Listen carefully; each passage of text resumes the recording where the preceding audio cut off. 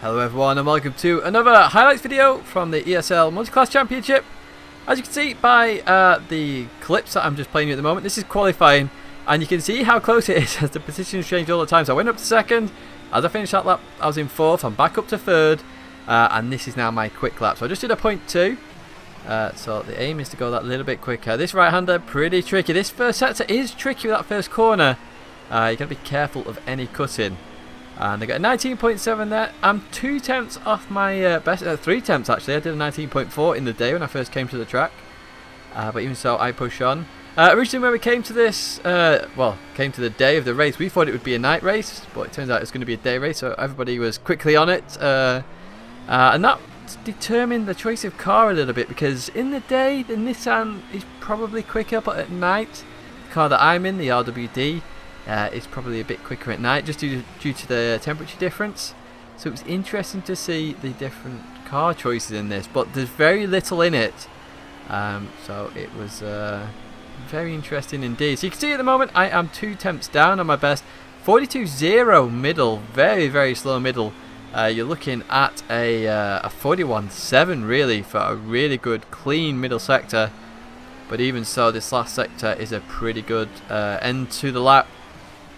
As you can see, as I come around this right-hander, nail that bit pretty well, bang on, accelerate through the corner and head towards the start-finish line to finish that lap. And you can see I just gained on my lap there with a 27.4. So a 29.1 with a very slow middle and a fairly slow first sector. And just to the end of the lap there, another 29.2. So you can see I got 19.6 that time. Well, essentially the same time because it's only just in the sixes. You see a couple of drivers there practicing their starts in the RWDs. But I find the RWDs a bit quicker off the start line, a bit easier to get off the start line as well. But you can see the lap times there. You can see driver R1, 28.9. I could definitely have got a 28 in there. Michael in there with 0.0, then 0.1 for me. And as always, the starts. This is always something to look forward to with me, because as you see in a second, what a start I get there. Straight away up into third place. As always with my crazy starts, I really do get good ones here in this championship. However, coming around that corner, you can just see that I just missed the dark green bit of the track. Got a shortcut penalty. Back to the good I got. I was going for risks there because I really want to win a race. Unfortunately, that didn't pay off, so now I've got a lot of work to do as we head on into this race. Now, this race is an absolute cracking race. So you've probably seen the length of the video and wondered, why is it so long? It's an absolute cracker of a race, and you'll see some amazing stuff in this race. So in parts of this I'm going to stop talking, and in other parts you'll hear me talk and just discuss things as I've always done in all the other videos. As you can see, I'm now back up to the back of the pack already. Of course, fighting, you catch up when people are battling. So I've got to try and figure out where to overtake Johan, Matty, Isaac, Mangator, Michael, and then hopefully get up to driver R1 on this track. It's a very difficult track to overtake, and remember, dirty air in these cars really makes it hard to follow so close. So you'll see in parts of this video where I change. So here I've gone down to third gear. It's normally a fourth gear corner, but the third gear just gives me that bit more turning. I'm slightly slow through the corner, but at least I make the corner. And so we continue on to the end of the first lap, and at least we're back with a pack. That was my main goal in that first lap. After getting that shortcut penalty, my main goal was to get back with the pack. And we do that, so we begin lap number 2, and our first overtake is about to begin as we come into the right-hander. So you can just see there Johan made the exact same mistake I did, just left that dark green bit, and I got that position. So lap number 3, who's going to make it this time?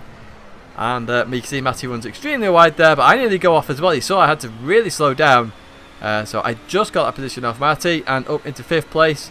Well, the challenge begins now to try and catch up to Isaac, who is 1.8 seconds ahead of me. And that challenge is going to begin. So you can see, lap number 9 now. We're only 9 tenths behind Isaac, so you can see we are pushing hard. You can see there, I'm nailing that first corner pretty well. I know where the shortcut penalty is there, so I can keep running the same lines that I've been doing. I know exactly what I'm doing. You see, getting up to Isaac really quickly in that corner there. And the reason being, and I've said this in the past, the Nissan is not as good as the RWD on the brakes. The Nissan is really good on fast flowing corners. It's really good on the higher downforce sections. So that determines the car choice a little. Obviously we've got a bit of both at this track, which is why the cars are so close. See that Isaac just runs a little wide. So what I'm going to do now is I'm going to leave you for this battle for 4th position, and I'll speak again shortly.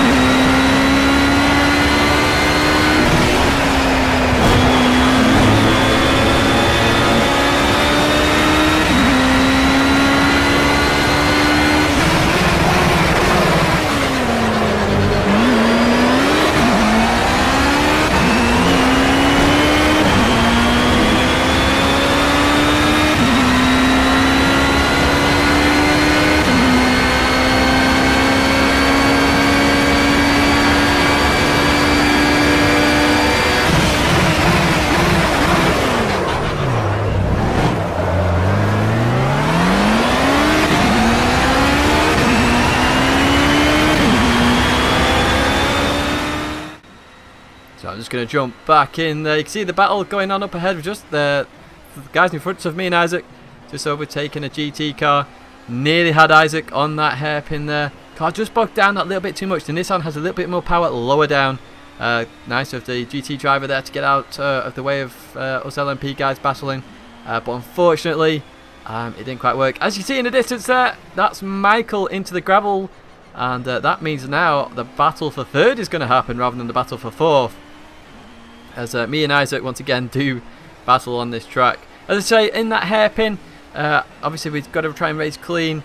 There is that issue sometimes where cars can connect and stick together, so you've got to give that little bit extra room than you normally would. But the car just bogged down that little bit too much, so I've got to rethink my strategy to try and get past Isaac.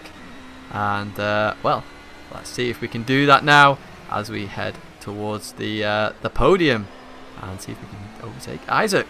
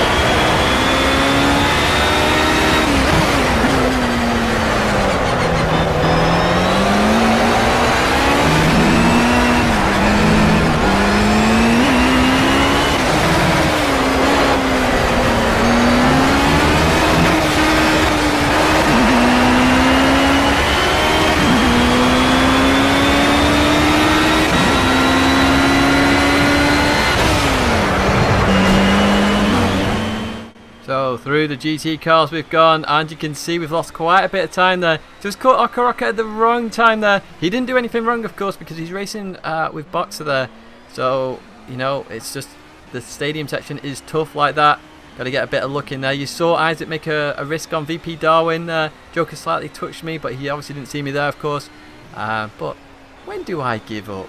I never give up a race. So you've just seen I've gained a second already. I've just jumped a bit more forward. And now you're going to see the final battle for this podium position with Isaac. Because I'm in that 1 second barrier. Here comes the slipstream to get me that back up to that battle. Because, yeah, I want that podium. I want another third position, just like at Dubai. So enjoy this final battle.